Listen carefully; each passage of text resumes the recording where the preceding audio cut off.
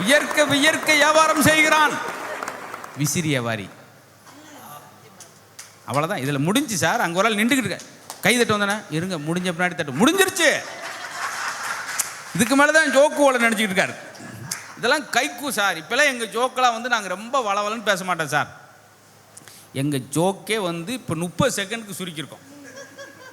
எங்கள் தாத்தா பொசுக்குன்னு போயிட்டார், அப்புறம் பொசுக்கிட்டோம், அவ்வளோதான். இழுக்கிற கதையே கிடையாது எங்கிட்ட. அதுக்காக தான் சொன்னேன், ஐயா நிறைவுப்பதில் வந்திருக்காரு, அவருக்காக தான் இந்த பொசுக்குற ஜோக் ஒன்று போட்டோம்.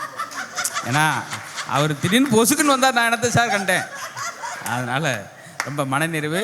நான் இன்னி விமானத்தை பிடிப்பதும் கடினம்தான். இருந்தாலும் எங்கள் தாய் குலங்கள்கிட்ட இது பேசுன்றதுக்காக, வாழ்க்கையை உங்கள் கையில் நம்ம தான் ரசிக்கணும் சார். எப்பவுமே எதிர்மறை எண்ணங்களோடு இருக்காதீர்கள் என்று மருத்துவர் சொல்கிறார்.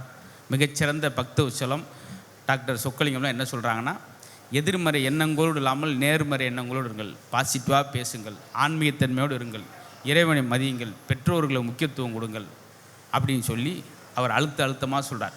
நீங்கள் 1000 கோயிலுக்கு சென்று வந்தாலும் தாய் தந்தையரை மதிக்காவிட்டால் ஒரு புண்ணியமும் உங்களுக்கு கிடைக்காது.